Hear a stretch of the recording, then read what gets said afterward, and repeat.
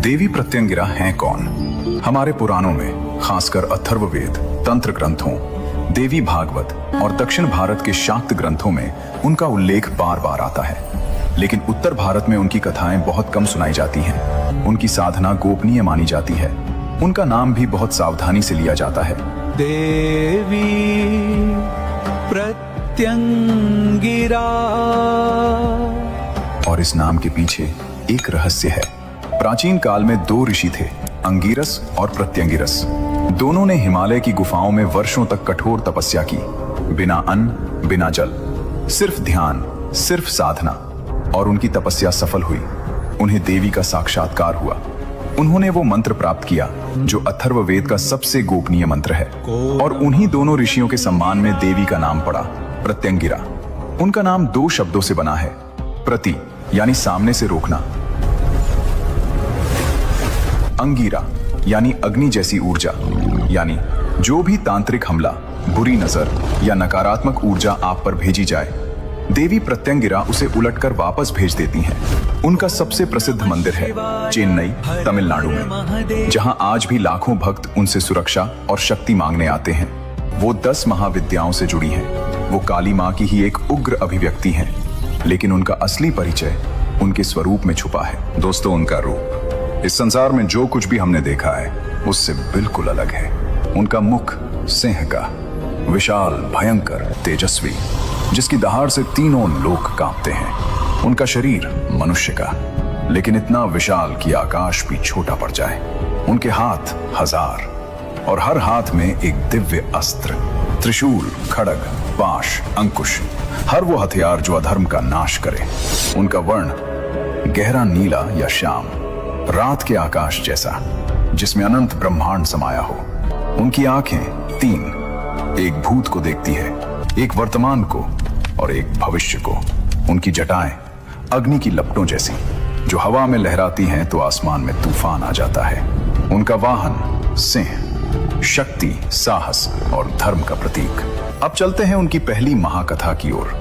वो पल जब ब्रह्मांड का अंत निश्चित लग रहा था, जब शिव और विष्णु दोनों एक साथ युद्ध में थे, और जब मां प्रत्यंगिरा की एक हुंकार ने सब कुछ बदल दिया।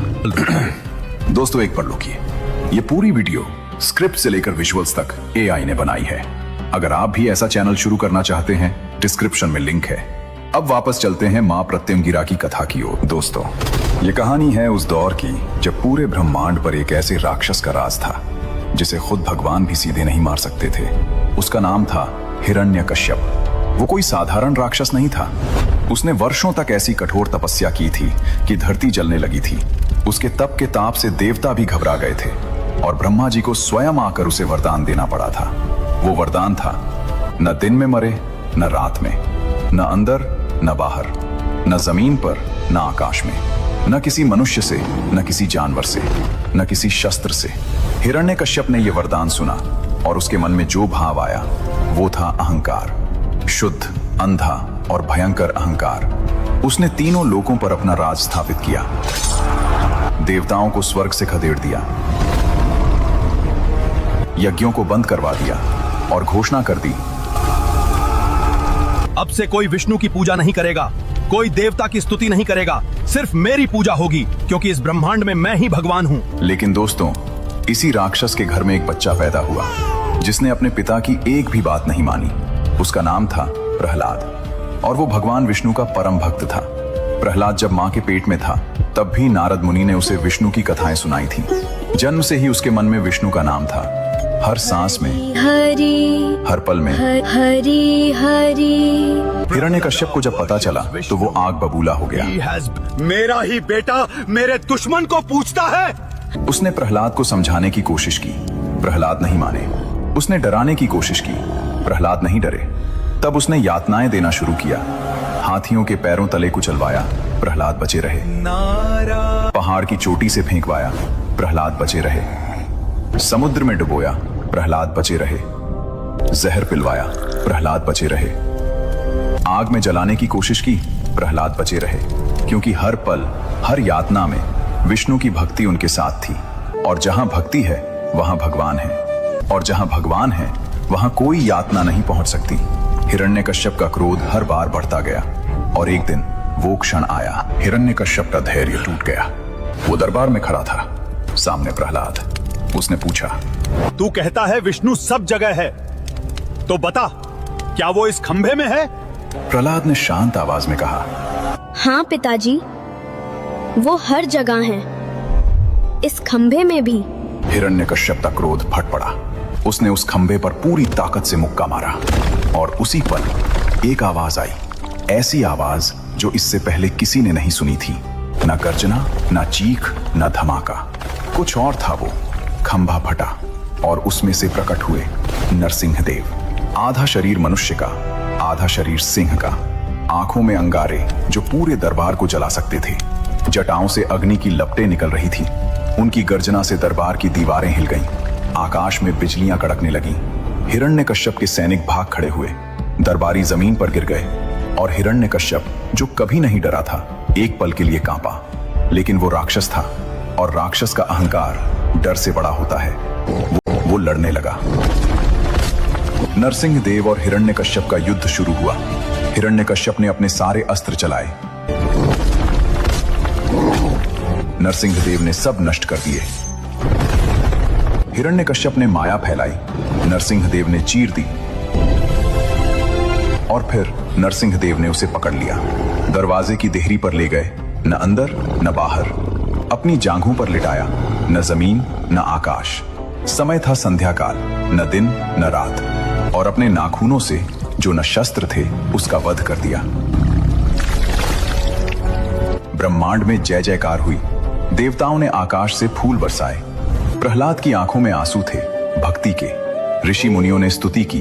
धर्म की जीत हुई थी, अधर्म का नाश हुआ था। लेकिन दोस्तों, अभी कहानी खत्म नहीं हुई थी।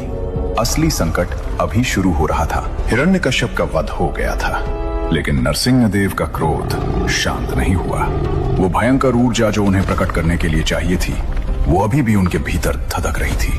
वो गर्जना कर रहे थे। धरती हिल रही थी। समुद्र उफान पर थे। पहाड़ तरकने लगे। आकाश में आग जैसी लालिमा छा गई। मां लक्ष्मी स्वयं उनके पास गई। प्रभु, शांत हो जाइए, अधर्म का नाश हो गया। लेकिन नरसिंह देव ने उनकी तरफ देखा भी नहीं। प्रहलाद, जिनकी भक्ति ने यह सब संभव किया था, वो खुद उनके चरणों में गिर गए। भगवान, आपकी जय हो, अब शांत हो जाइए। लेकिन क्रोध नहीं थमा। ब्रह्मा जी आए, हाथ जोड़े, स्तुति की। कुछ नहीं हुआ। देवताओं में घबराहट फैल गई। ये क्रोध अगर नहीं थमा तो पूरा ब्रह्मांड नष्ट हो जाएगा। हमने अधर्म से बचने के लिए विष्णु को पुकारा था, लेकिन अब उन्हीं के क्रोध से बचाने वाला कोई नहीं। ब्रह्मांड के विनाश की घड़ी आ गई थी और तब सभी देवता दौड़े कैलाश की ओर, भगवान शिव के पास। हे महादेव, अब सिर्फ आप ही बचा सकते हैं। भगवान शिव ने देवताओं की बात सुनी। वो शांत थे, जैसे वो हमेशा होते हैं।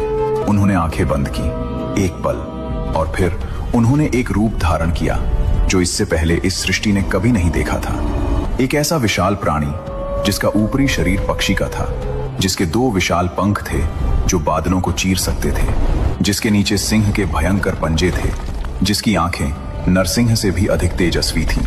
वो रूप था शरभ, जो नरसिंह से भी विराट था। शरभ ने नरसिंह के सामने अपने पंख फैलाए। शांत हो जाओ।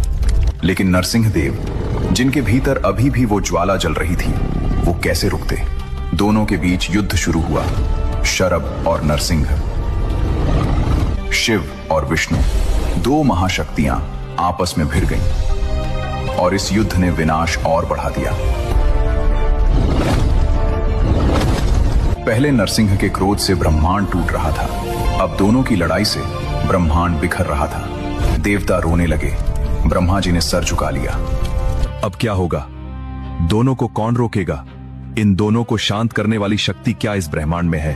और तब उन दोनों की टकराती हुई ऊर्जाओं के बीच से एक नई शक्ति जागी। शिव की ऊर्जा और विष्णु की ऊर्जा, दोनों के संगम से, दोनों के टकराव की आग से, दोनों की शक्तियों के मिलन से एक प्रकाश उभरा।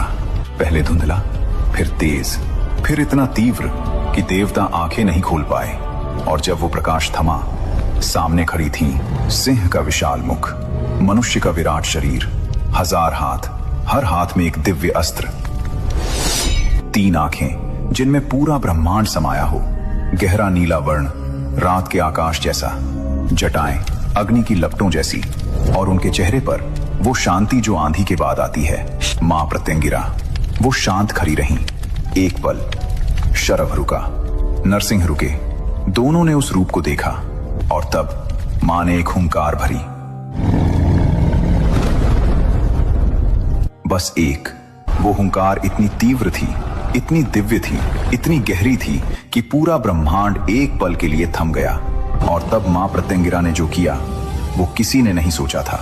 उन्होंने नरसिंह देव की वो सारी अग्नि, वो सारा क्रोध, वो सारी विनाशकारी ऊर्जा अपने भीतर समाहित कर ली, और शरभ की वो विराट शक्ति, वो पंखों का तूफान, वो भयंकर बल, उसे भी अपने भीतर खींच लिया। दोनों की ऊर्जा मां के भीतर समा गई। न नरसिंह की अग्नि बाहर रही, न शरभ का तूफान, दोनों मां प्रत्यंगिरा के भीतर शांत हो गए।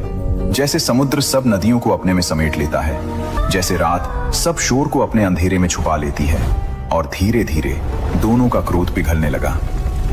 नरसिंह देव वापस विष्णु रूप में आ गए, शरभ वापस शिव रूप में, और पूरे ब्रह्मांड में एक।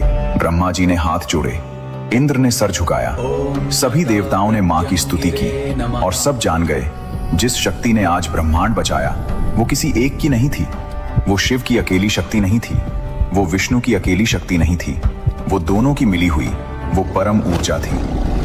वो थी मां प्रत्यंगिरा।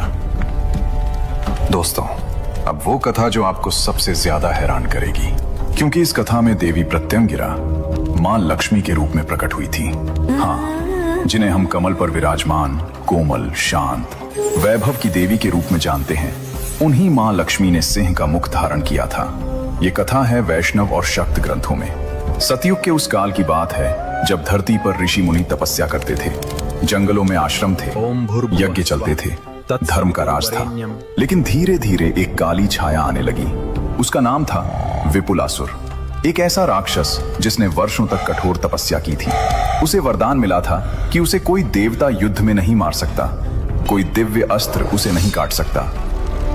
और इस शक्ति के नशे में उसने तय किया, मैं ऋषियों की तपस्या भंग करूंगा, देवताओं को कमजोर करूंगा, और सबसे पहले मां लक्ष्मी की साधना में विघ्न डालूंगा। विपुलासुर का आतंक बढ़ता गया। उसने ऋषियों के यज्ञ नष्ट किए, उनकी तपस्या तोड़ी, उन्हें यातनाएं दी। ऋषियों ने देवताओं से मदद मांगी, इंद्र गए, हार गए, वरुण गए, हार गए, यम गए, हार गए। हर देवता उसके वरदान के सामने असहाय था। स्वर्ग में घबराहट फैल गई। तब ऋषि और देवता सब पहुंचे वैकुंठ धाम, भगवान विष्णु के पास और मां लक्ष्मी के पास। उन्होंने हाथ जोड़े, सर झुकाया और प्रार्थना की, मां, हम असहाय हैं। विपुलासुर ने हमारी तपस्या नष्ट कर दी है। किसी देवता के अस्त्र से उसे नहीं मारा जा सकता, लेकिन आप शक्ति की मूल स्रोत हैं। आप ही हमें बचा सकती हैं। मां लक्ष्मी ने आंखें खोली। उनके चेहरे पर वो शांत मुस्कान थी जो हमेशा रहती है, लेकिन उनकी आंखों में एक नई आग जल रही थी। वो उठी और धीरे धीरे उनका रूप बदलने लगा। उनका कोमल चेहरा बदल गया। उनकी जगह उभरा एक सिंह का विशाल मुख। उनके हाथ बढ़ गए, 1, 2, 10, 100, 1000 हाथ। उनके नाखून तीखे, दिव्य, अजेय। उनकी आंखें अंगारों की तरह, उनकी जटाएं अग्नि की लपटें। मां लक्ष्मी नरसिंही रूप में प्रत्यंगिरा देवी बन चुकी थी।